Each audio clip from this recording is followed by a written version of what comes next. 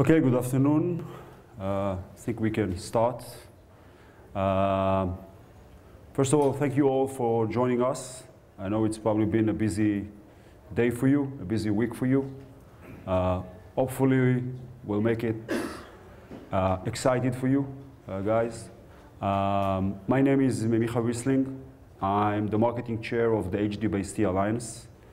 I'm also the vice president of marketing and business development of Valence. Valence is one of the founders of the Hdbaset Alliance, and the company who is actually responsible for the technology itself. In the next hour and a half, we would like to guide you through the Hdbaset story, tell you a little bit more about what Hdbaset is all about, reveal some of the secret sauce that is so important in the story of Hdbaset. We have here a panel of experts, people who are dealing with Hdbaset from different aspects. I will present them later on. We're still waiting for one guy to join.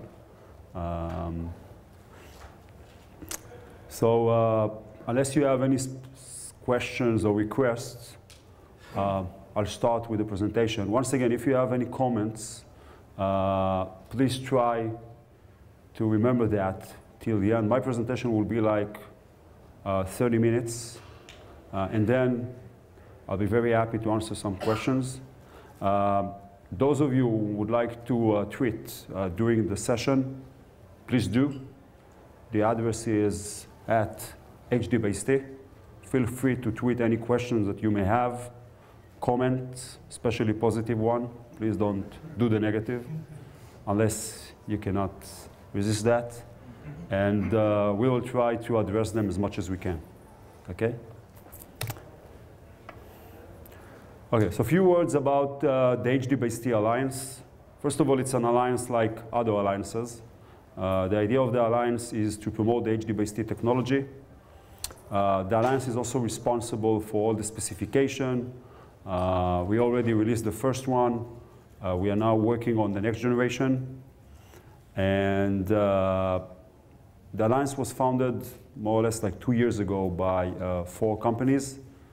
The founders are LG, Samsung, Sony Pictures Entertainment, and Valence. So what is Hdbaset? Probably know by now that we have an alliance, but an alliance needs to promote something. And the Hdbaset, in a nutshell, allows you to do something we refer to as the 5-play convergence over a 100-meter long LAN cable, any LAN cable.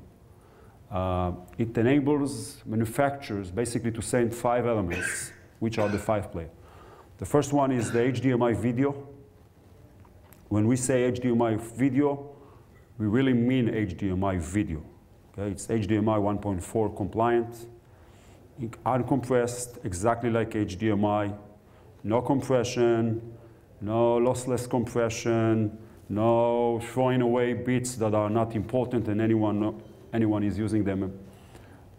Whatever gets in, gets out. So from your perspective, it's exactly like an HDMI, a long HDMI cable. Okay? It was approved by DCP LLC guys for carrying HDCP. Okay, so whenever you are sending the HDMI signals over Hdbaset, you know that you are okay. Okay, it has all the HPD, 5-volt, EDID, all the stuff, CC, all the stuff that you normally do with HDMI. If you have a problem with HDMI, it won't solve it. Okay. So for those of you who believe that if they have a problem with the set-top box, that the HDMI output doesn't work, if you connect it to Hdbaset, the good news, still doesn't going to work. Okay? So no surprises. If it's working, it's going to work with Hdbaset. This is important, I believe so. Other than the video, we have the audio. Once again, whatever is defined with HDMI 1.4, will work with Hdbaset. All the formats, all the audio formats, all the video formats. Going back to the video, we support 1080p, 60 Hz, 48 bit per pixel, 4K, 2K, 3D, whatever you can do with HDMI, you can do with Hdbaset. Then we have the Ethernet, 100 base T, okay, that goes simultaneously with the HDMI video and audio, okay? Then we have the controls, such as infrared, RS-232, and USB. And then we have the power, okay? So we have the power to send the power over Hdbaset link. And we can do 100 watts over that LAN cable. So just imagine that you have something like a single wire TV, which is kind of one of the demos that we're showing at our booth, that allows you to have a display connected with a single LAN cable. This cable carries the video, the audio, the Ethernet, the controls, and it also powers the display. Okay? This is nice. This is where you can tweet. It's crazy, it's amazing. Just kidding. And we can do it over a standard LAN installation. Okay? Now, when we say a standard, it means that we can work over an existing infrastructure that originally was meant for Ethernet, which means that we have and we do support 90 meters plus 2 5-meter patches, including passive connectors, okay? Because this is what a real topology is. We can do Cat5e, we can do Cat6, we can do Cat6a, UTP, STP. Our recommendation is that if you have the choice to install something, please do install the best that you can do, okay? I said that Cat5e can work, and it will work, but we like to build a kind of a long-term relationship with you guys and with your customers, and we are already working on our next generation. So it's better that if you do an installation now, please do a Cat6a, STP. It will enable us to introduce future generation of the Hdbaset without the need to reinstall the cables. People don't like to reinstall the cables. From the installer perspective, and as an alliance, we mainly focus on the installers. We know all the manufacturers. We are working with all the manufacturers. Some of them are willing to design it, some of them are not yet. But I believe that the value that we provide is mainly for the installers. First of all, you have a reliable solution that allows you to install at least the HDMI over long cables, okay, over existing infrastructure, without dealing with problems that you did in the past or you normally be dealing with if you are doing it with a different technology. It's very easy to install, okay? It's like in the analog days. You simply connect the equipment. If it works, great.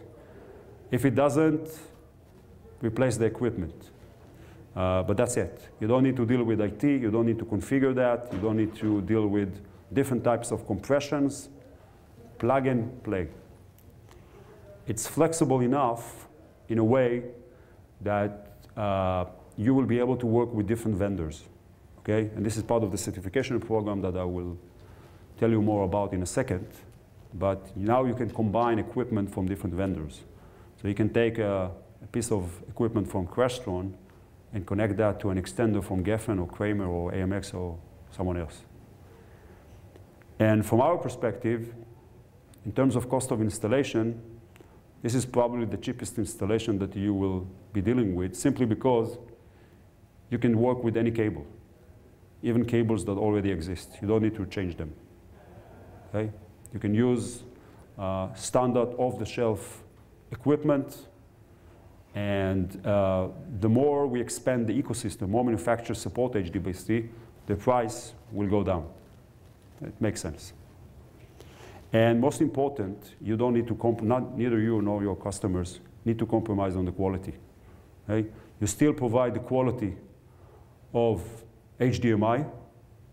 Well, I'm not sure that everyone will agree that there is a quality with HDMI, but still, it's probably the best solution that exists today. And just imagine that whatever you can do with HDMI over like 1 meter or 2 meters, now we can do over a 100 meter without compromising. And this is very important for this industry. I won't bother you with all the milestones of the Hdbaset Alliance. I think there are a few of them. I think one that interests you the most is probably the certification program. So we announced the certification program almost a year ago, and we were struggling with the manufacturers to convince them to actually use that, to place the Hdbaset logo on the products. And eventually they understood that this is the right thing to do, mainly because of you, mainly because of the installers and the system integrators, because you need to have the flexibility to choose which equipment you like to use. This was one of the reasons. The second one was that recently companies such as Panasonic and others were starting to introduce Hdbaset products. And then suddenly you are dealing with an installation that involves two companies. And then you need a certification for. So what we would like to recommend you is to look for the Hdbaset logo. Because if you see a product with the Hdbaset logo, it means that it can work. Okay? And we're investing a lot of time, money, energy in making sure that the products that are certified will work well. Okay? This is very important, unlike other organizations, without getting into the names. So in terms of certification, products that are certified will have the Hdbaset logo on them.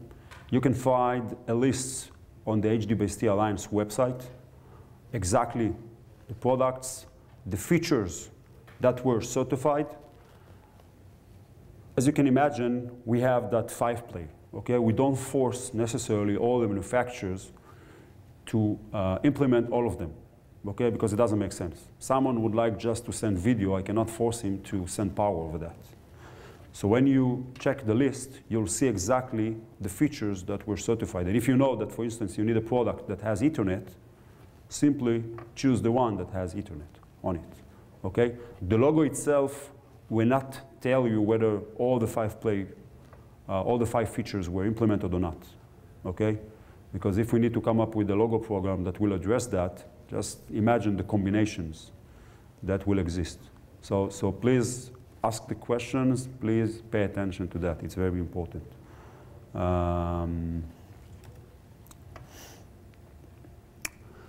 Going back to the certification, so far, the members that already certified the product are Crestron. So Crestron certified something like more than 40 products.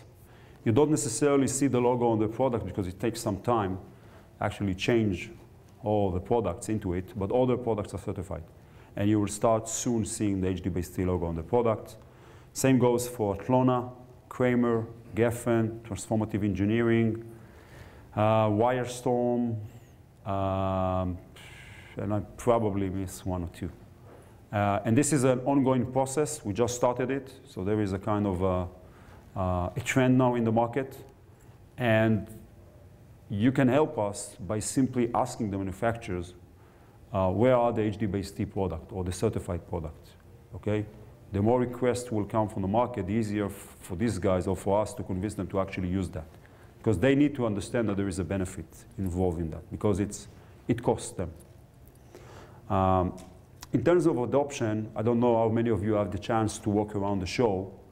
I would say that all the solutions that claim to do HDMI over long LAN cables are using Hdbaset, simply because that's the only option exists. Now, it's not necessarily easy to know that it's Hdbaset, and many times I've been approached by people asking, oh, so it's starting now. No, it's not. Our technology is being used for like 2 years. The first product were introduced 2 years ago. When they started, they simply didn't call it Hdbaset because they didn't have any motivation. So they said, this is our proprietary information, technology or whatever. Now, if you're going to ask them, they'll tell you it's Hdbaset. Most of them already have the Hdbaset sign next to the products. Some of them already are using the logo. But once again, you know that it's Hdbaset. If you are buying equipment which is like 40 meters or 50 meters long, then some of them are not using Hdbaset. And one of the targets that we have with the industry is also to use Hdbaset even for shorter distances because of all the benefits that I mentioned. But overall, the industry, as far as I know, is excited with the technology. We're getting a lot of positive feedbacks. We were lucky in the sense that previous technologies or previous solution simply didn't work well. And the manufacturers are very excited with that. These are just few examples, and later on we have Chris Bundy with Atlona. He's probably going to tell us, this is your seat, by the way. We have a special seat for you. So he will be able to share some of the information with you guys. So as I said, Hdbaset is everywhere. We have Atlona, Atlona, Atlona, Atlona, Atlona. I did my part, thank you. But of course, we also have Crestron, we have AMX, we have Crestron, we have Geffen, we have Projection Design, we have Panasonic with the projectors, we have Key Digital, we have Magenta, we have plenty of them. And the list, by the way, is probably larger than what we have here. Even if you go to Amazon, you do Hdbaset at Amazon, you'll find more or less like 40 products. Okay, so this is a mature technology. Although you don't notice the logo, believe me, it's there. Best Buy. Best Buy is an important company, still an important company. And when they considered to switch from analog to digital in their in-stores, they evaluated several technologies. Not that they had too many options, but still they did it, okay? And the results were, by the way, this is a presentation by Best Buy, that's why it's important. And the results were quite obvious. Hdbaset was a clear winner in every aspect, okay? And they did some intensive testing. Now this is important because Best Buy is not necessarily only the CI or the Pro AV market, okay? And when Best Buy analyzed that and agreed that this is the technology, it means that there is a lot of potential in this technology, not just for the CI and the Pro AV market, but further into the consumer electronic market. Now, from the Alliance perspective, this is our end game, okay? We don't see any reason why one day you will have Hdbaset next to HDMI. So wherever you have HDMI, you will have also Hdbaset. Okay? We are not saying that we would like to get rid of HDMI, because if all you need is a short distance connectivity, HDMI is great. Okay, HDMI, DisplayPort, I don't see any reason why you would like to use Hdbaset, okay? Other than the convergence, but this is something else. But if you need some distance, okay, then you need a solution. And it seems that, at least for now, Hdbaset is not just the best solution, it's the only solution, okay? And that's why you can see that coming into projectors. You see that being part of AV receivers. Suddenly, when you buy a multi-zone AV receiver, it makes sense, okay? This always was, from my perspective, it was like a crazy pitch. You go and buy a multi-zone AV receiver, okay, and how do I get to the next room? Then you need to do some component, or you need to come up with some cabling and stuff like that that doesn't work well. Now with Hdbaset, it makes a lot of sense, because suddenly, if you connect that to a local display, you do it with HDMI. Now, if you connect it to a remote one, you expect to get exactly the same quality. Well, the fact that you are watching a movie in the bedroom doesn't mean that you need to suffer, okay? You expect to get exactly the same quality. On the top of that, you need also controls, because you need to control the AV receiver, which means that the far-end connectivity is by far more complicated than the short one. And in order to do that, you need a better technology, which is not the case today. And that's exactly why the AV receiver guys are now implementing Hdbaset into the receivers. So hopefully you will find yourself dealing with multi-zone AV receiver that actually supports multi-zone.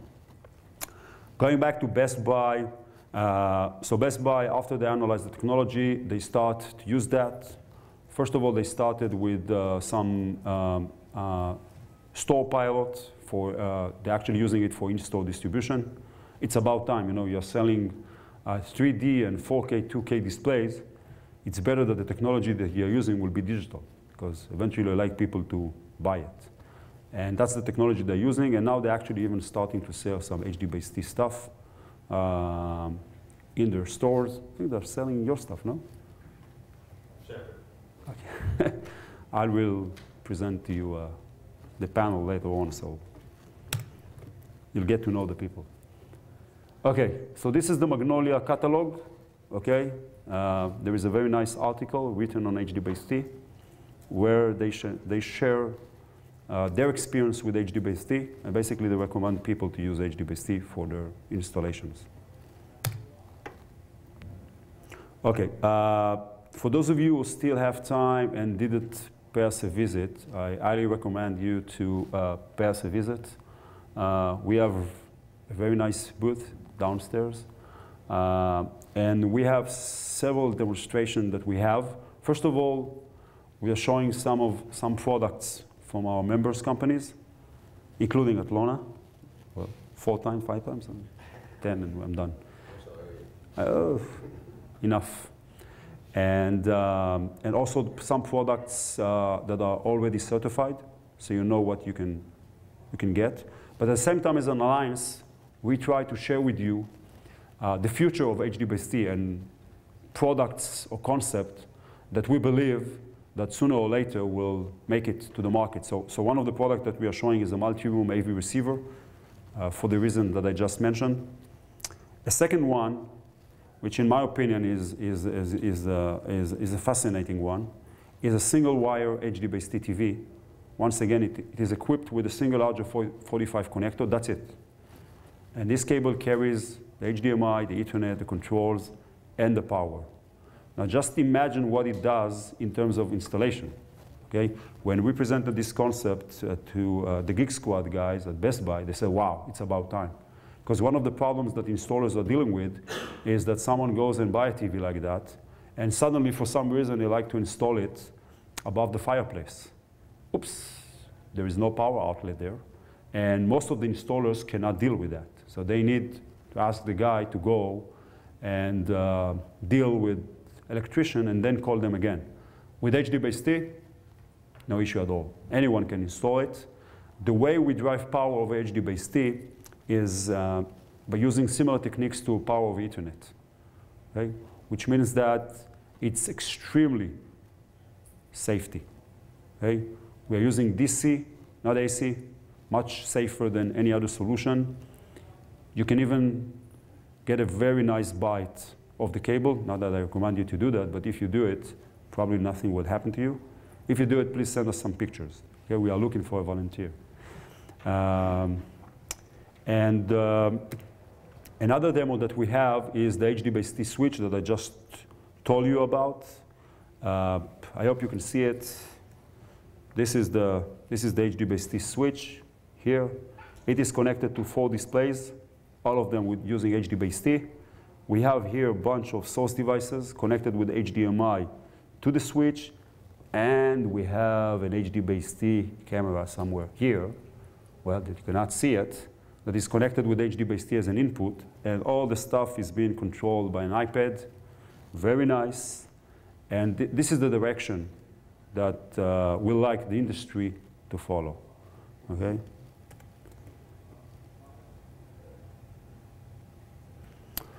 We are also demonstrating the projectors, the projectors that are already available and that we can disclose. Panasonic, we are showing one of them. There is another one, which is their new hybrid projector. Very nice one, equipped with Hdbaset. There is also a projector from Projection Design. And we also have a digital signage display, first digital signage display, which is equipped with Hdbaset. These are just examples from our members. Of course, there are other products in the market. Not necessarily all the manufacturers are members. So that's why we are showing only members' product. Digital signage, I'm assuming some of you are dealing with digital signage. So the benefits for digital signage are quite obvious. You need distance, you need quality.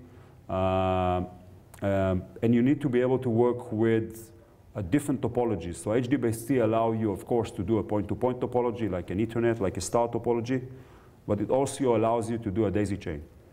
So you can daisy chain displays, sending the same content today. In the future, the technology will allow you to send different streams. Okay, so you will be able to send different streams to different displays by using the same cable.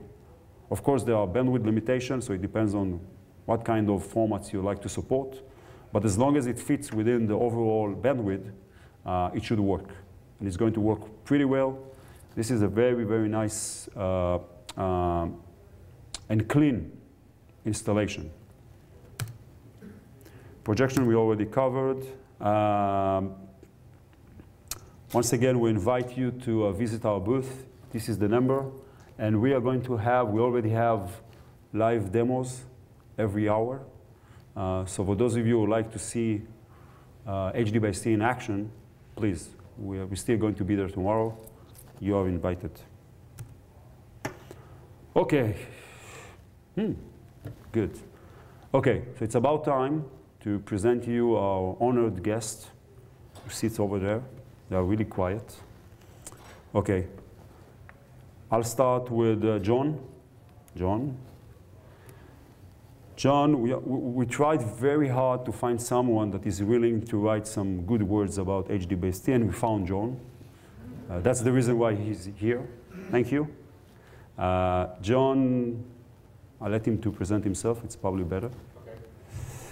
My name is John Siaka, and I wear a couple of different hats in this industry. One, I'm partners in an integration company, and we've been in business since 1995. So I do what you guys do on a day in and day out basis. I also am a product reviewer for Sound and Vision magazine and residential systems magazines. So I get to see both sides of the fence a lot. I get to play with stuff, and then if we like it, we decide to sell it and install it. And that's been the case with HDMI. Do you want me to go right into like what I like about it and my experiences? I'll give you like 10 minutes. Right. So my first experience with Hdbaset was from the product review side. There's been a lot, trying to extend the HDMI cable is something that's been a common issue. And lots of products have come out, and I've tested many of them, and most of them come up short. And my testing methodology is always, for it to be considered a pass, it needs to produce an identical experience as to the straight cable. And I've tested HDMI over power line, I've tested the wireless ones, and they all fail for some issue. Sometimes it's things that are obviously noticeable in real video, other times it's things that you notice in test patterns, but once you see it, you can't not see it. And so when I got the Hdbaset product, it was from Connex Pro, was the product that I tested first. And I took a 300-foot spool of Cat5 home from work. I terminated 2 ends on it, and I put a Kaleidoscape player on one end and my system on the other end. And I have 2 Kaleidoscape players, so I could instantly compare the picture between my regular system and the Hdbaset system. And it was identical every time. Test patterns, real-world video, it just did everything. And so then there's other things that it did as well. I mean, it would pass 1080p 24, it passed all the high-res audio, other things that these other products always had a difficult time doing. It passed 3D, it never dropped out. It was one of those things that just plugged it in, the 2 pieces found each other, and it worked. It never had to be rebooted, never had to be reset. So again, I know what you guys do, and I know that if you put something in, it has to work, because the it doesn't work service call might end up costing you $100 that you can't bill for. So the Hdbaset product has been incredibly reliable.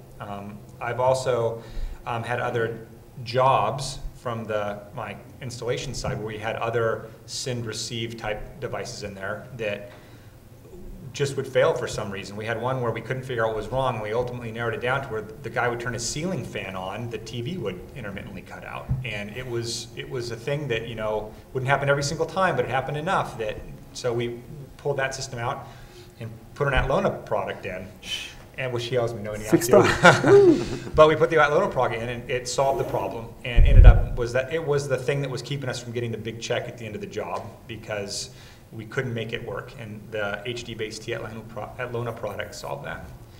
And then most recently, we just redid our showroom with a HDMI matrix device. We'd always been kind of holding off. We had a component video distribution and it just worked. And you know, in your store, you have to turn a TV on and it has to work. You can't not work. So we replaced all of that with a product from HydroConnect, which was an 8x8 matrix product, and they supplied us with Hdbaset balance or send receive devices, and we have 3 high definition sources that are distributed to 8 different TVs in our store, and we've had that installed a couple of months now. And again, it just turns on. It's the same picture quality. It passes 3D to the TVs that are supposed to get it. It passes all the HD audio, and you know, all of our TVs and systems look better now because they can do all the stuff that, you know, full resolution Blu-ray and all those other things. The other thing that I wanted to mention was the, you talked about how on the receiving end, the control part, the Connect Pro piece that I tested had an IR transmission system that was built into it. And some of the other systems, it's just incredibly laggy when you try to change channels. You hit like channel up and it doesn't go, then you hit it again and it changes channels twice, and it was just, it wouldn't work. And the Hdbaset, it was like virtually instantaneous with like the transmission back to the system just reacted close enough to where the end user would never notice a difference, which is really what we're trying to get to. They just want the pretty picture and the good sound. They don't care about all the magic that happens in between. And the Hdbaset product, it just works just like a straight cable. I got one more thing I want to share. The other problem that we had with a lot of these send and receive things is you're told not to use more than like a 1 meter cable on either end of it. And if you do, it might not work. But with the Hdbaset product, it's like if that straight cable would work, it will work on this. So we had a situation in our store where we couldn't get the receiver part within 1 meter of the TV. And the guy's like, yeah, it's no problem. You know, put a 10-meter cable on it. It doesn't matter. So, you know, we were able to put the product where it was convenient for us to put it, and then just run a 3-meter cable down the wall to the television and not have to try to, you know, put the receiver down there. So my real-world experiences with it have all been incredibly successful. And again, to the point that I would really stress is to the point where it is indistinguishable from a straight cable. Sounds good. Any questions before we move on? Wow. Well, it's good. Yeah, you have a question. John, tell me a little bit more about using Atlona products in your We still have like 40 minutes. You already reached 6 times, 7 times. We're good. Okay.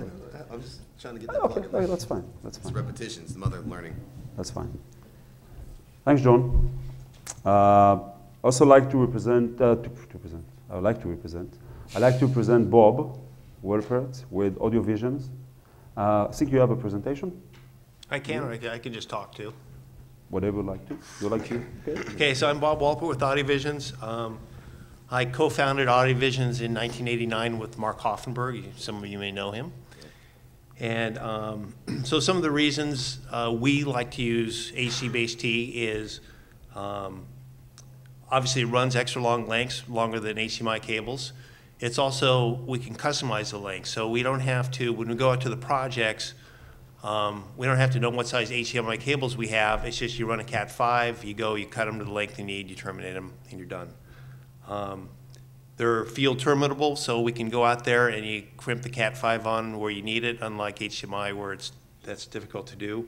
There's a lot of projects where there's existing wire in there, and we can use the Cat 5 that's already there to run the video. And the wiring is a commodity. So we have, one of the projects we did was a 245-foot luxury yacht. And it was up in Canada, and we just had the electrician run all the wire for us. So we just went in there, and it was ready to go for us. We didn't have to, figure out how long the HDMI cables needed to be. It was ready to go. So we've used Hdbaset on a number of our projects. I'll talk about a few of them. So one was that luxury yacht.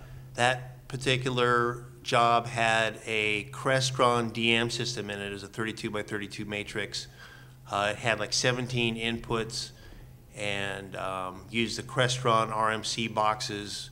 I think there were 12 of those, so a bunch of staterooms, the owner's suite, some of the crew quarters had some video sources in them.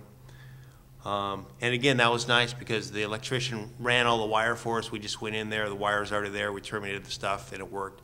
And being on a boat, obviously, it needs to work wherever the boat goes. It's a big boat. It's not my boat. This is my boat. 32 by 32 matrix, yeah. It's a big card cage. Let's see, we have, in our showroom, we have a Savant switcher, and I think we have about 12 TVs using Hdbaset, and that's been reliable.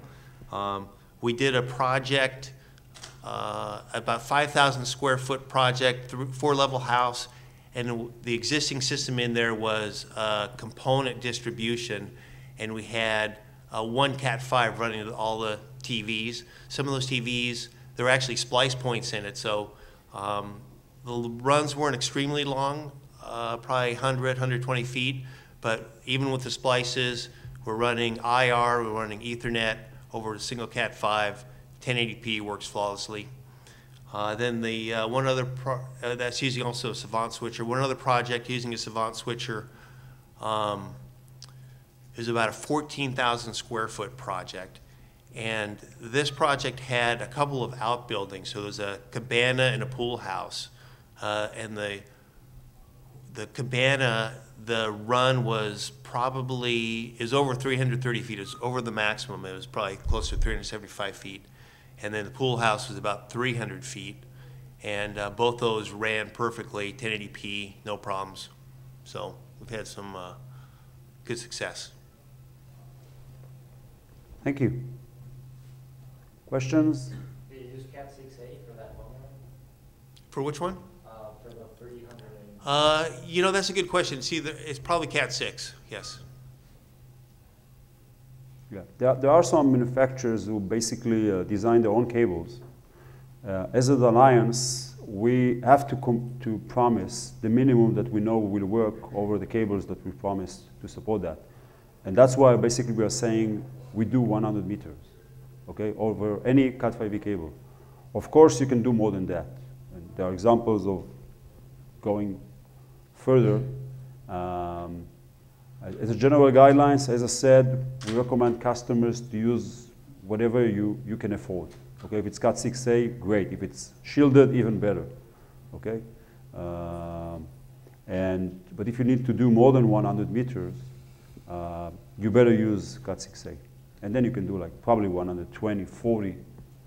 There is one manufacturer that even claim, and he's right. He does like almost 150. With a special cable. So it's doable.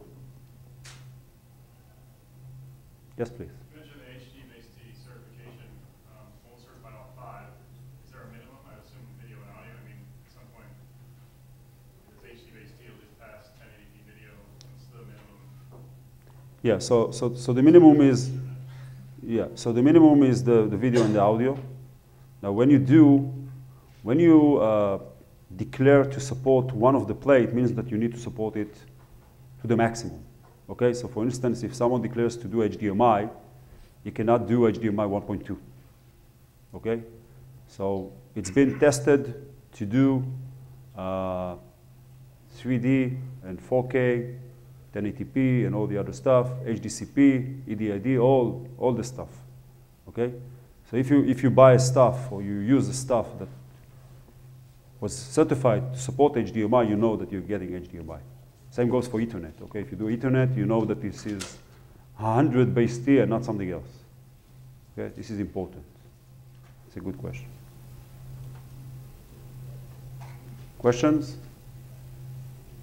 I was just curious if you, in the field, are you seeing differences if you had a choice between, say, Cat 5 shielded and Cat 6 not shielded? I'm just wondering what your experience is saying. Is the shielding more important than the 6? We've only been using Cat 5 and it hasn't been an issue, so I can't say. I mean, my store is in Myrtle Beach, so we're not dealing with any 14,000 square foot mansions. Although if they want a building, it would be terrific. But so we've just been using Cat 5 and it hasn't been any issue so far. I mean, as a company, we're looking to move for a variety of reasons. But as far as the Hdbaset product has been concerned, it has been a non-issue. And like I said, when I tested it at my house, I had a 300-foot spool of wire I pulled out of our shed. It was just a no-name yellow cable that I got something as close to 300 feet as I could find, brought it home, literally like put ends on it in the spool, and it worked. So I would say up to the 100-meter length, it almost seems irrelevant. The cable, as long as it doesn't have a break or a terrible bend in it or something. If the cable is structurally sound, I don't know that up to that length it even matters. The reason I asked is we actually had that same issue you talked about, where you turn your light on and you turn your ceiling fan on and it would knock the signal out. And we are kind of on the verge of running all Cat 6 now. Was that I'm an just wondering whether should we just do all Cat 6 shielded?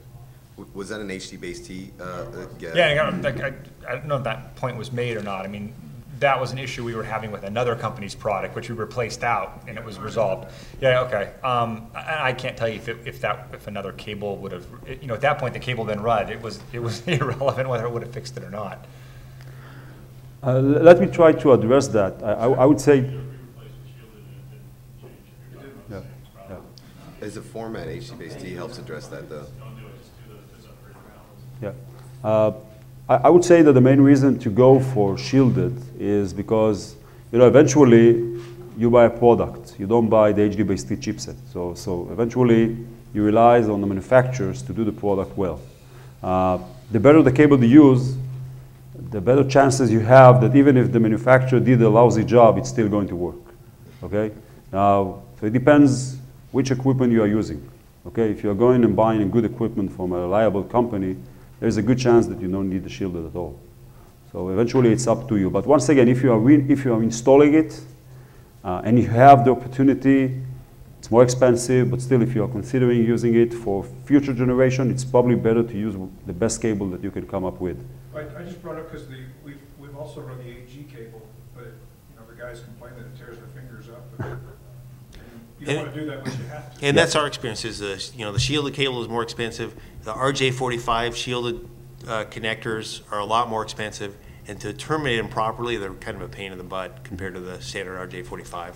So if the juice isn't worth the squeeze, I don't want to do it. yeah.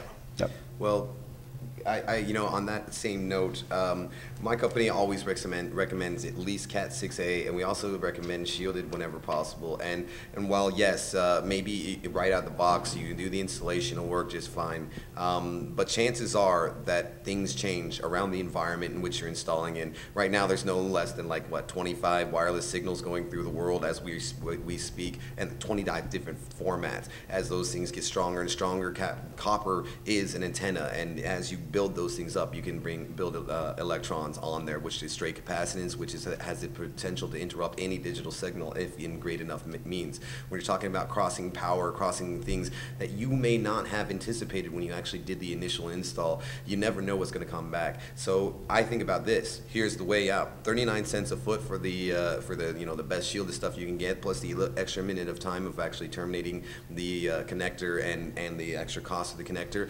or going back out and going back out and going back out, and eventually maybe even having to replace the cable there. So which is more, your overhead from that or the upfront due diligence? Now, once again, it's what you can afford. Whatever you can actually run it should work. Once again, as long as we're doing our job right, it should work fine. But one thing that manufacturers are really a little too optimistic on these things that we don't like to take into effect is what your environment does. So we just say, oh yeah, here's the maximum spec. And so with that in mind, you should really think about the fact that your environment might change, and that might cost you more money in the long run. So. Hi, Chris. Oh, hi, sorry. Nice to have you here. So Chris is with Atlona. You probably never heard the name before, at least not within this room. Chris and Atlona, they are one of the more important supporters of Hdbaset. They're doing great stuff. I can share with you that their customers are extremely happy with their solution. And Chris is probably the right guy to share with you some of the challenges that the manufacturers have and how Hdbaset helps them in their business. And one of my next questions will be, because I think this is very important to you guys, how eventually Hdbaset will help you to increase your profit. Because eventually all of us are here for the same reasons. So you have a presentation here? Well, you know what, actually, I saw a couple of you guys in my last Hdbaset training thing. Right after the words, I knocked a coffee into my laptop, so I'm just going to talk to you guys. Okay, good. Like, that's a good excuse. It's gone. No, it's great. That's hopefully coming out of somebody else's budget. So yeah, my name is Christopher Bundy. I started off as the director of marketing for Atlona Technologies. 2006 was the one that helped bring us into a brand from a distributor. We used to actually sell a lot of our competitors, such as Geffen, such as even Shinybo, Audio Authority, and stuff. So it's an interesting kind of semi-occupationally incestuous relationship that we have with these people, because we've been working with them so closely, and yet, oh yes, let me actually speak to the microphone. Yet we've been working with them so closely, and we haven't, but we've been not really competing. We are more of a partners. And I think the one thing about a format such as a standards-based format such as Hdbaset is it really helps unite us as an industry even more. I moved to director of product marketing as you know, after our brand was established, and one of the first things that I got involved with was Hdbaset. I live in a world of dreams where everything is interoperable, where I would much prefer a completely open source world, because it would allow us to accomplish so much more. We could do so much more with the flexibility of that. The closest thing that we saw towards that was using something like Hdbaset. In the old days, when everybody's using TDMS or their own proprietary wave extending signal, we found that there was so much hit or miss, and because that hit or miss, and they may not have anything to do with our products, we find integrators that were shying away from even using HDMI and would prefer the much cheaper and much more cost-effective component solutions. Now granted, the industry as itself, trying to make sure that they can maintain copyright protection, had moved on to a point where, you know, component has gone away. Even VGA supposedly has met an end of life.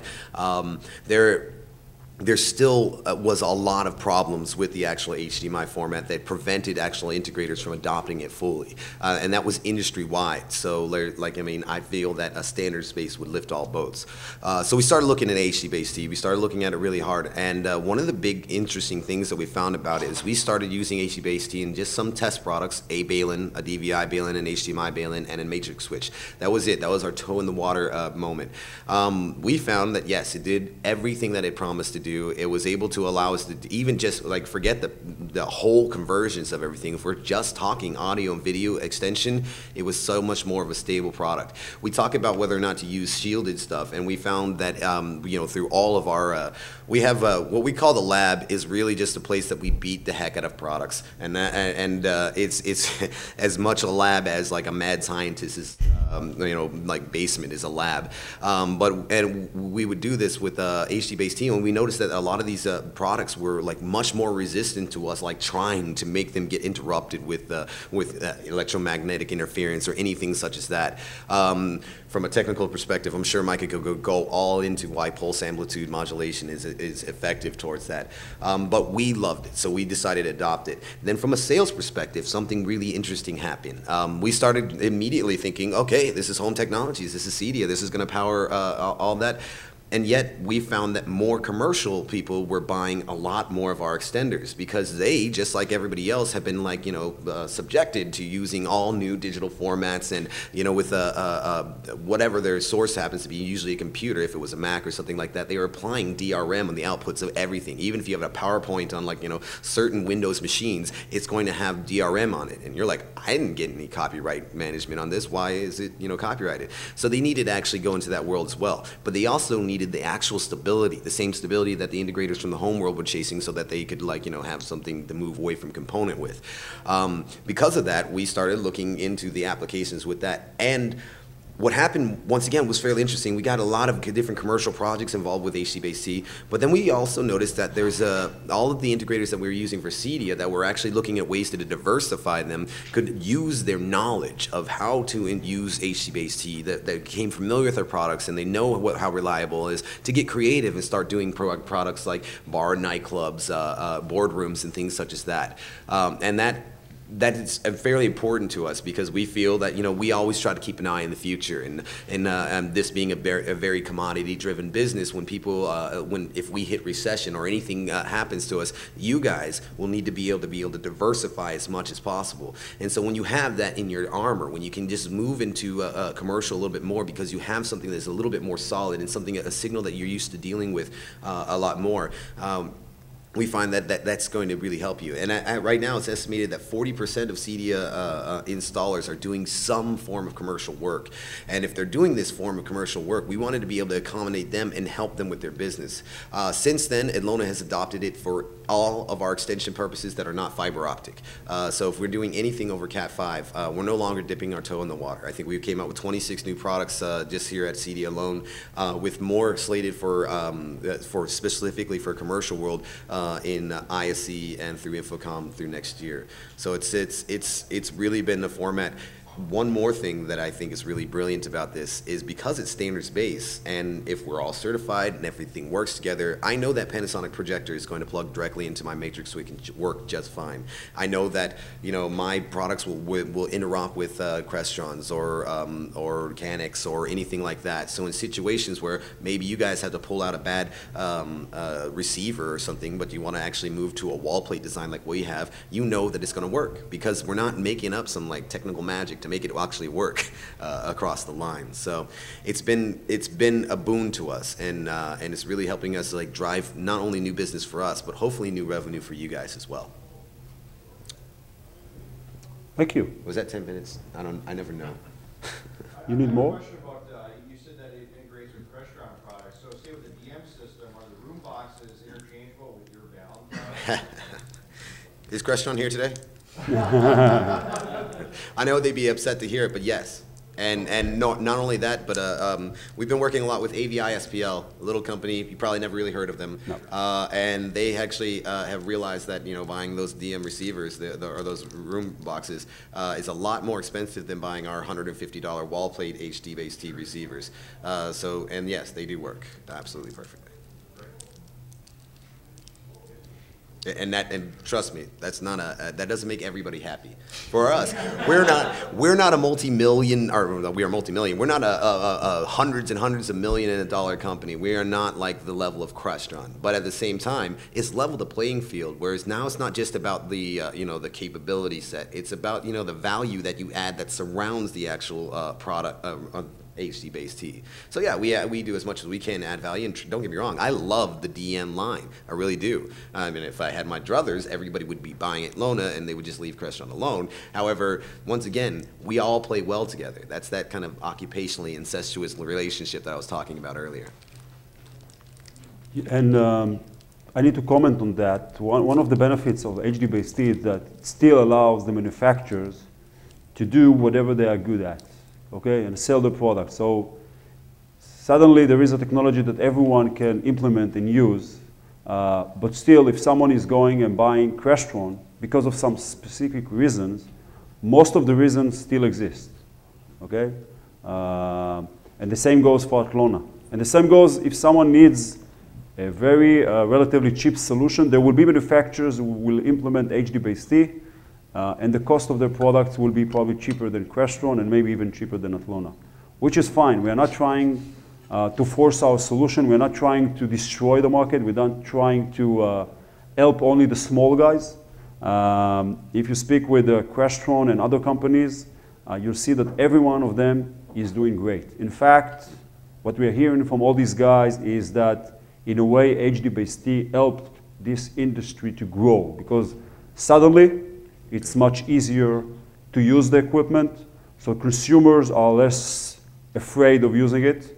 For you guys, it's probably, you feel more comfortable providing solutions based on Hdbaset T than you did before because you know that no one is going to call you with all the complaints and stuff like that. Can I just say one thing to that? Yes, please. you know, you talked about what people are comfortable with and things, and our showroom was a perfect example. We were comfortable with the component video distribution because it was in, it worked. But we got to a point with some of the new receivers coming out, some of the new models won't accept high definition over a component video line. And our store's distribution system stopped working because we had these pockets where we couldn't do what we had been doing for a long time. And we had been totally resistant to moving into an HDMI-based distribution because, again, like I said, it has to just work. And we're finding that in customers' houses too, whereas if a legacy piece breaks, you might not be able to replace that exact system the way it was. And so you might be less wanting to get into HDMI distribution as you are forced to get into it. And image constraint token as well. That's been put on Blu-rays. Yeah, and so the Hdbaset T product, it's a very easy transition into that because you can take out the worry that I don't know if it's going to work. I don't know if I'm going to be able to terminate it or you know, configure. It just works, and that was one of those big worries again for us in our showroom. We were to a point where we had reached the edge of the cliff. Our stuff stopped working, and we needed a solution. And it was very easy for us to put the solution in. And also with the wiring, you know, a lot of the things that had worked in the past required two cables to make it work. And, you know, my partner says, you know, if it ever is a hurricane, you know, we have so much wire all over our store, you know, our store's gonna be the safest place to be. But you know, we had enough wire there where we had Cat 5 that was in place that we could steal, and we only needed to have one. So it's a very easy retro transition. If you get to one of those houses where your existing distribution means doesn't work, the industry's been really good about kind of hammering people on a 2x2 home run architecture for all these years, and most TVs are ready to move into an Hdbaset T distribution model. Chris, you guys are putting on HD light. What's the difference? It's fairly simple. Hdbaset T Lite allows you to do everything you can do on Hdbaset T with a little bit of a distance limitation, just slightly less, and the lack of Ethernet. Other than that, they're fully cross-compatible. They work great. All of our products that are Hdbaset T Lite can be used with any of our Hdbaset T like transmitters. And yeah, it's just allowing you guys different options. For example, we lowered the price of our Hdbaset T Lite stuff a little bit in order to, you know, give you guys more options that are cheaper for lower, you know, cost home theaters installations. I'm sorry, what's that? Yeah, they both have power over Ethernet, or well, power over Hdbaset T. Yeah. The main motivation for Hdbaset T Lite is to provide you guys a solution that will allow you to replace the existing solution that you're using today that doesn't necessarily need the full capabilities of Hdbaset T, because we were asked many times, okay, we understand that if there is a need for 100 meter, yeah, we'll do Hdbaset T. What about 50 meters? I still would like to be able to use the convergence. I still would like to use the reliability.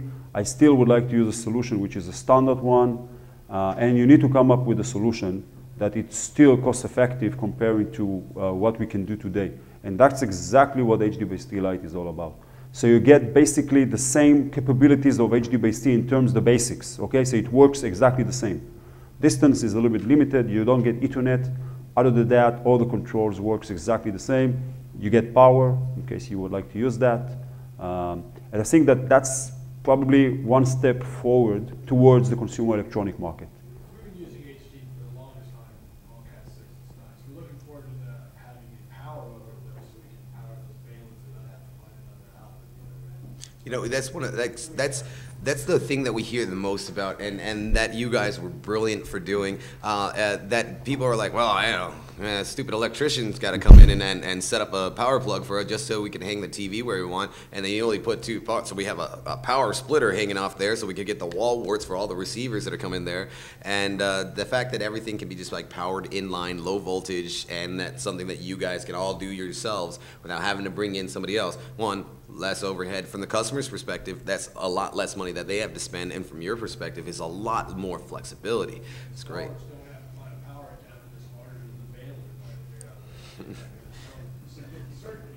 Well, if we could make the baling larger and just like, you know, have an IEC cable.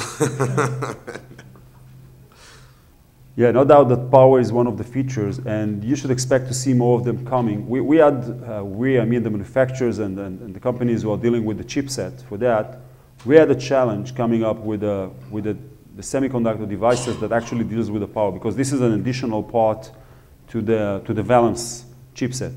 Now, we worked with the two companies who are leading this market, especially in the Ethernet world. So the companies, also one of the companies who chair the working committee within the Hdbaset Alliance is Microsemi. Microsemi is the same company who is leading the effort in Ethernet, or IEEE, when it comes to Power over Ethernet and Power over Ethernet Plus, PoE and PoE Plus. And they had to design the devices that will allow that. It's not easy. Those devices are now starting to be available. And one of the challenges that we have is to come up with an addendum to the certification program that will also certify the power over Hdbaset, especially when we go to 100 watts. Now, it seems that we are very close to have all the building blocks in place, which means that you can expect to see more of these power solution running over Hdbaset. Because the chance that 100 watts you have a predetermined outlet? Well, Cheating the rules a little too much? I don't know about that too much yet. We were looking at ways that we could actually do do like a kind of a point-to-point to power smaller things, like, you know, maybe my balance only take really 15 watts of power to actually power, but maybe there's a scalar option that you can add on to it, or maybe it, you know, things such as that. But once again, we'll see what the guys in the lab can pull off. Yeah, let's put it this way. The limitation for 100 watt came from the UL guys, okay? And we really struggled with these guys trying to increase that to even 200, because the technology is capable of doing it. Also, from safety perspective, there's no issue. But these are the rules, so eventually we gave up. And we said, guys, it is what it is. Lucky for us, if you look at the roadmaps of the TV guys, projectors are probably out of the scope, at least as far as I know. Yeah. But TVs, especially with all of them moving to LED and OLED, so today we can already do like 40 or 45 inch displays. OLED will surely allow us to do like 60, 70, or even more than that. The only question is, how fast are we going to see that? But I would say that being able to do like 50 or 60 inch will cover like 80, 85% of the installation. And this is exactly what we are targeting. Are there any manufacturers you're working with, specifically TV manufacturers do that, or would this be a box with a power outlet on it that would handle that if you're powering television? Why not just a TV powered by some Ethernet plug? Yes. Well, exactly. Yeah, yeah. So there are, yeah, we are working with the TV guys. As you know, some of them are alliance members. There are several options, okay? One of the options, and this is the option that we are demonstrating, is to have an AV receiver or any Hdbaset equipment, because this can be also a switch matrix that powers the display, okay? And they can power one or many, okay? It's only a question of how much power juice you bring on to the AV receiver. This is one option, okay? And then in this case, you can simply connect that to the display. It also simplifies the display in the sense that you don't need all the power circuitry that you have today. I don't know how many of you recently opened a display. You see that most of the space is consumed by the fact that they need to convert the AC to DC, plus other issues that these guys are dealing with. In our case, they're simply getting DC, okay? Now, as we see it, eventually it can be like a laptop, okay? You can power the display, but if for some reason you don't have Hdbaset, you're simply going to buy a power adapter that outputs DC. Guys, eventually, TV is using 22 volt DC or 28. That's what it is.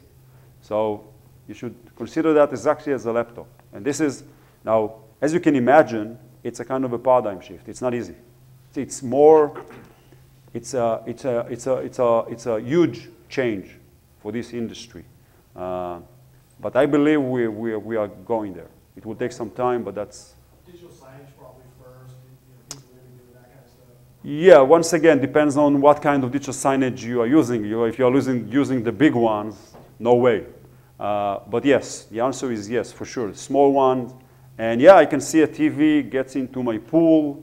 There are some other applications like using a TV in an area where you have a lot of water. Suddenly, it's not an issue at all, especially if you're doing PoE, kitchen, bathroom, whatever you. So there's a lot of advantages, also from cost perspective. But I think there's. we need to wait for that. I think another one of the large advantage of being able to not just power directly your displays and stuff like that is in situations. There's a lot of situations that aren't just like, the layout isn't just as straightforward as a home theater where you have kind of a central head end unit and then you're going out, branching out to everything that needs to be powered. In a lot of cases, there's like for example, once again, when you're crossing into the commercial world, where your source might be at a lectern, just like he is. Your switch might be hidden away in a rack over there, but your display is back over here. So you can't even. It's not just about powering the output devices that are like the displays and stuff like that, but sometimes it's plugging in your input runs or powering up those input runs, and that's all fully capable within it. So that's great. And as far as the 100 watts issue, well, how many articles have you wrote about companies that are going green? Or reducing power consumption. So now for us on the manufacturer side, it's not about figuring out, oh, well, that's not enough power for us. It's figuring out how we could do more with the power that we have. So. Yes, please.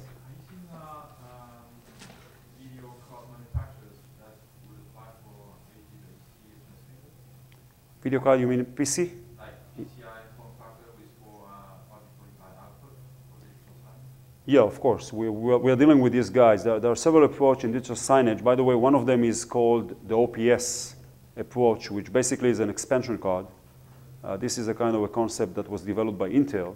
The idea was that they will provide you a form factor which has a PC on board. But some companies took the approach because what they did, they defined a form factor with all the connectors and all the side, and now you can suddenly design an expansion card that can be used for extending HDMI over Hdbaset or in other topologies. So this is not a video card, but this is another way to deal with digital signage display or even projectors. A transmission card in a way, so you can sell it as an accessory, and eventually people will be able to choose whatever they need to. Going back to the PC, as you know, PC is very difficult. To introduce a new technology to PC is not easy because of many reasons. So we are in discussion with several manufacturers, and this is part of the ramping up or building the ecosystem. So the way we did it, we started with the Pro AV market because it's easier because we have companies that are selling both ends, and then you don't get into the chicken egg. Excuse me? Yes, of course.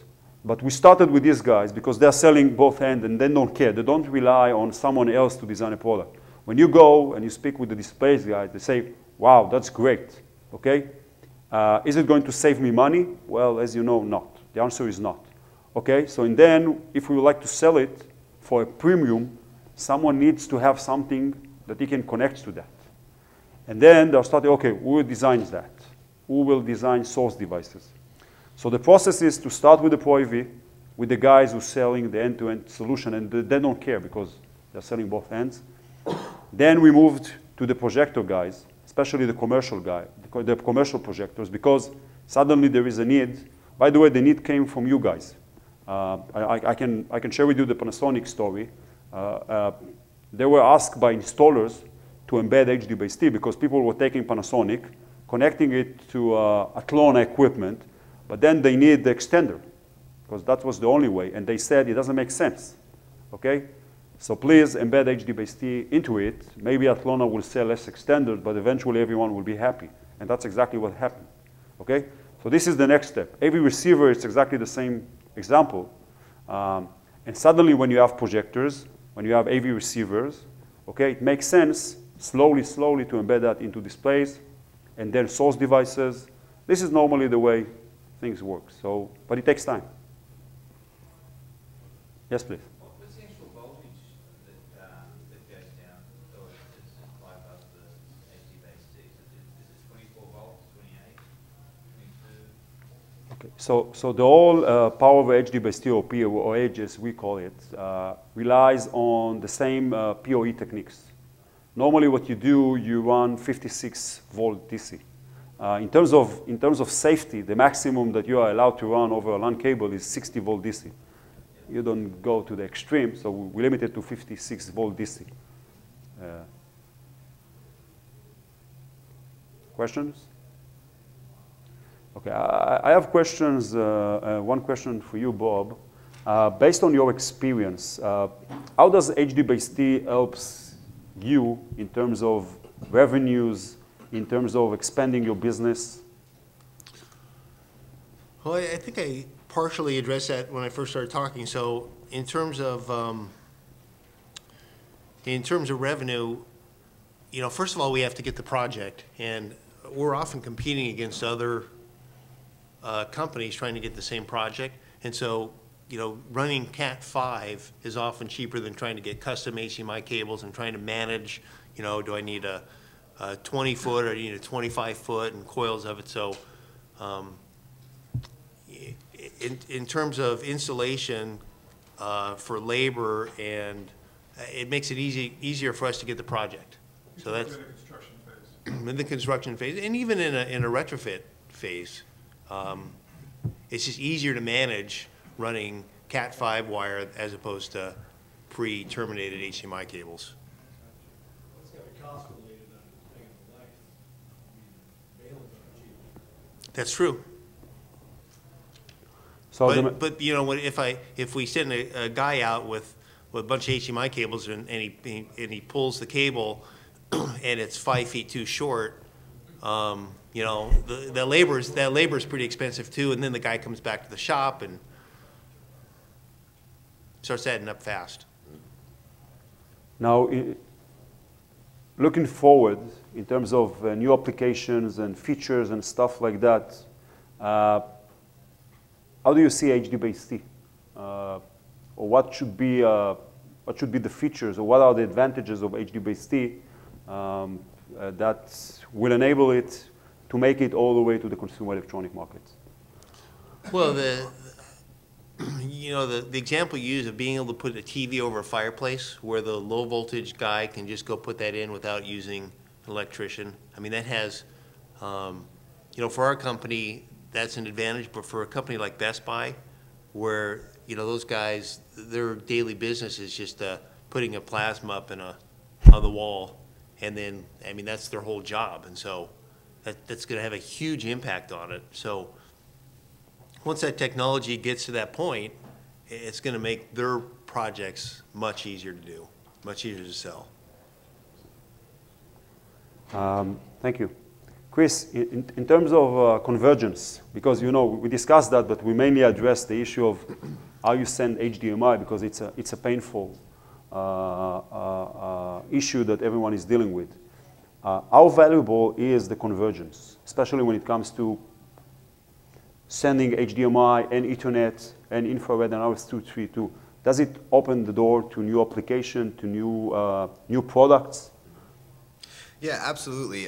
We're starting this whole new line of products that are based on the fact that we can actually really move around the signals that we want to. As far as the ability to power our receivers, it's opened up like much more than receivers. Like, we're going to have scaling receivers that are able to take a VGA input and turn it into an output of a high definition or you know, HD video source from a VESA resolution. Previously, we could do that, yeah, but I mean, it's going to take, it consumes a lot more power, and those things are going to be needing a wall wart. We can't make that into a small form factor because we're spending so much time, like, it's in a similar way. We're still also converting power inside these units as well. So I mean, when you see these boxes taking up 3, 4, 5U, that's because we're doing all that stuff inside. Whereas with Hdbaset stuff, I think our current, we started with the same casing design, so our first ones that we came out with were fairly large, but our new 8x8 and new 16x16s that should be coming out in about at the end of Q2 next year will all be 2U. It allows us to do a lot more with the stuff that we have. So I think that I think the 5-play conversion has been just amazing. And one of the big things that has been just fantastic is HDMI had you know, Ethernet on the high-speed HDMI with Ethernet, or the 1.4 spec, as we're not allowed to call it. But it wasn't really utilized that well. We didn't find any of our integrators utilizing it well. It didn't really help us for our systems because, you know, we're not using that to control separate, disparate devices that happen to be our products in line. But using the actual Ethernet pass-through from this, we were able to do things like all of our products are now coming with IP control, even the small endpoint products like having scaling and stuff like that, where a switch can control the devices automatically. But we couldn't do that over the HDMI because we just couldn't really utilize it like we wanted to. So it makes it much, much easier for us to come out with much more innovative and to dream bigger, you know? Yes, please. Is there a minimum on this? I mean, are you talking about replacing HDMI cables where you just go from the receiver to the set, and you go from the DVD player to the receiver? Is there a short end to it? Do you need a certain node length, 3 feet? You know what I'm talking about? You mean, just take like, the cable right why use a cat? I think, yeah, it would work at any length. But here's the thing, like he was talking about. HDMI then. If you've got Yeah. a receiver with it in it, you've got a DVD player with it. You're just talking about an internet. Yeah.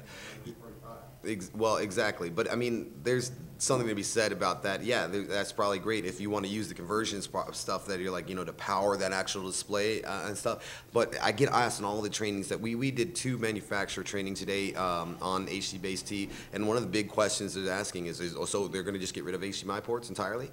And it doesn't really make sense because, I mean, at that short a distance, at 6 feet, HDMI is not cost prohibitive, and it really doesn't matter if you have, like, you know, the Monster cable, if you're from Monster, sorry, I like everybody, or Monoprice. It's just the actual connection is there. And in times when you're not utilizing all those extra wonderful features and stuff like that, like, you know, like my bedroom is a very, very separate system than the rest of my actual house. I don't need 5-play convergence there. It's like my Blu-ray is literally sitting on top of like a small 36-inch. It's fine, you know. So those are the situations that are going to be very common because, contrary to popular belief, all home theaters aren't the $500,000 home theaters. You know, most of them are actually a lot less expensive than that. So. As the technology gets better and better, though, it's more and more likely that the receiving units are going to be less and less expensive and probably able to do more and more with the same wiring that is there. So wouldn't it make sense really to have one standard connection at every device that you could use from some central transmission point and just plug it in? There's your power, there's your signal, and it's coming at you. Why have analog audio? Why have digital? Why have? I think This has the ability to do it all. Why would you just? I think from our You won't cut the price that much because you still have an HDMI transmitter inside the source and an HDMI receiver within the receiver. Just Yeah, between you don't pay the revenue for the HDMI connection. That's it. HDMI consortium is not going to say, oh yeah, never mind.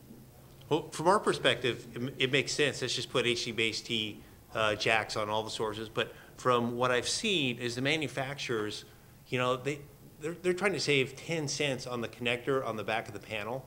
And so on these Blu-ray players that cost, you know, yeah, they're not going to be putting these chips in them because they don't want to spend the money on it for a very small percentage of the. The chip is now. Mm-hmm. Well, once we all adopt it, I think that the price of this silicon should come down, right? Yes, should.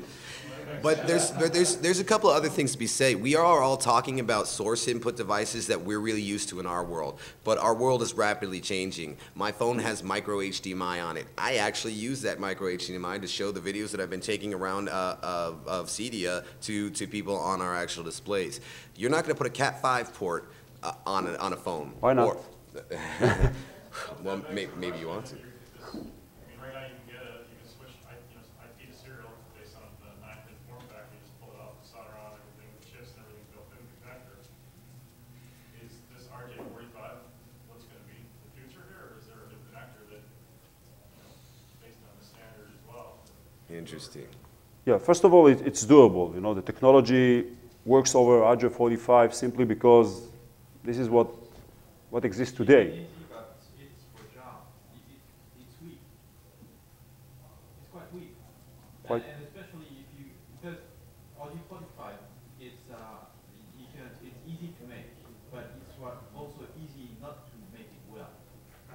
Yep. I've worked for a distributor for many years, and most of my issues were about cabling.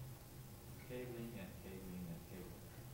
And especially since we have Hdbaset transmitters, because we don't have any issues anymore with the senders and receivers. You guys solve a lot of return problems, so it means for distributors and resellers, there's a lot of support.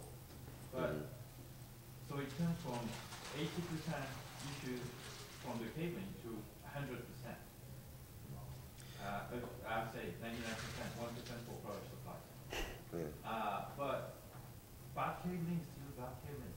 Of course. And if you switch from Cat5A, Cat5E UTP to Cat6A STP, and I work in Europe, so we had Cat6 capital A with individual children. It was even worse because you don't find any mail plug that fits it. So you cannot terminate. So, and we had more errors from the cabling than from the device. So I say that the Audi 45 is a weakness also because you ever have these problems. So I guess the reason I brought that up is you're asking HDMI how plug is different because more or less you're not allowed to do it on the Yep. But you asked how do will you- find many manufacturers on the shop floor that will say you can terminate HDMI connectors, but none of them will sell you a machine to run the test. I guess I'm arguing that you found a way to get the same thing plus more over an 8-pin cable instead of a 19-pin cable. And how do you get it in every display in the world? Come up with a new, connect this with yet, a better connection technology, and 5 years from now, 2 years ago, we weren't really talking about this. that's the reason HDMI still exists. The chips will be better, so they will compensate your errors. It's all about the same chase, between copper and fiber.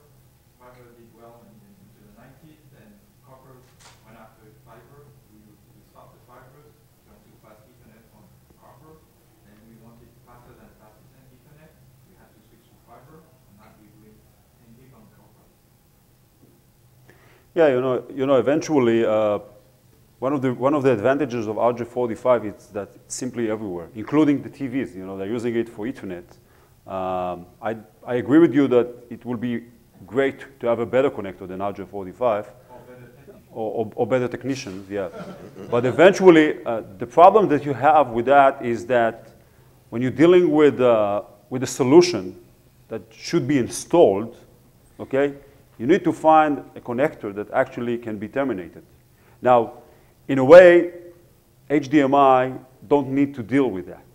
You may say that this is an advantage, but it's simply not related to the market that we are addressing.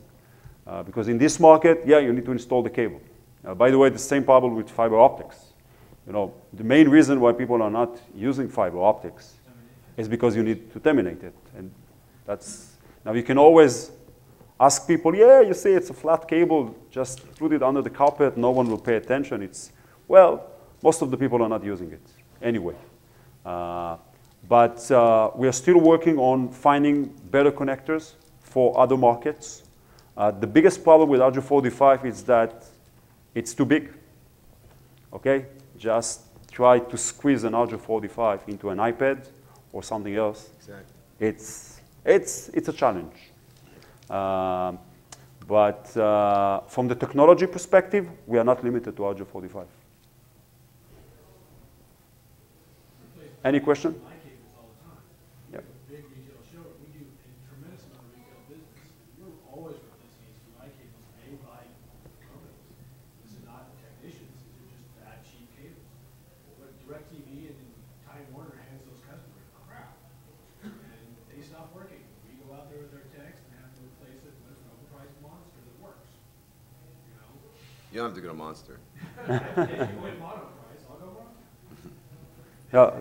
Tell you what That's true. The cable is still going to be the issue, I think, no matter what. Of course. It's connected by a tech, or it's something that's very expensive, made in the factory. It still has the problem of not working. Failure rates. Yeah, as funny as it sounds, one of the reasons why installers approached Panasonic, for instance, as an example, and asked them to embed Hdbaset is that it doesn't matter how good the Hdbaset solution is. And even if you go and you buy Atlona, 10 times, I'm done with you, or Crestron, eventually if you need an extender and then you need to extract HDMI, most of the support calls has to do with the HDMI cable and connector between the extender and the projector. And who are they calling? Crestron, calling Atlona. So that's one of the reasons why even these guys, although they will be selling less room box or extenders, it's better for them, saving a lot of money on it. I think you've said this more than once, but I just want to make sure I understand it. If I see an Hdbaset logo, in theory, not that I would do this in practice, but in theory, I should be able to take one manufacturer's transmitter and one manufacturer's receiver and swap them? Yes. They should be, whether it's Hdbaset Lite or not, I know I'd lose the functionality, blah, blah, blah, but it's a standard, I should be able to move those around. Yeah, as long as you know for sure that both of them supports the same features in terms of 5-play. Right. But the answer is yes. That's why you need the compliancy for. That's the only reason for compliancy. And that's exactly what we would like to make sure that But you said in theory, but not practice. Yeah, And what I would say about that is in practice, it doesn't really matter, because then you're dividing the system into, yes, the Crestron DM switch is amazing. You can do all these crazy, great things. It's got all this value added to it. But really, is that same value in the expensive room box? Or really is that same value in my expensive products versus like Canex's receiver? I mean, at that point in time, it's not just about, you know, once again, nobody cares about your technology. They care about what it allows them to do. So once you take that mindset out of it, then you can give yourself so much more flexibility and capabilities and profitability, the margin. That's what it really comes down to, because we're all in this. And you guys might be, are you a charitable organization? I don't know, I'm not. I definitely like to, you know, earn a paycheck. Oh, I guess the reason I said in practice is whenever there's HDMI involved, I feel like we're rolling chicken bones out on the floor and chanting tongues to make sure it works together. I just feel like I don't want to start, you know, mixing stuff unless I have to. It's just nice to know you can. Yeah, you do. I have a question about, Yeah. so HDMI has their spec, you know, HDCP, the hot plug, the voltage, Yes.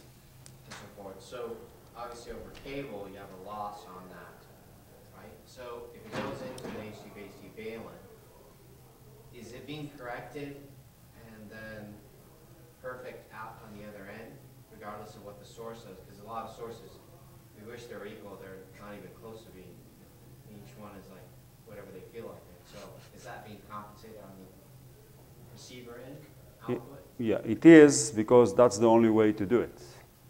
I wouldn't recommend anyone to take a 100-meter HDMI cable, even if you buy it from Monster Cable, and try to use it. It will never work.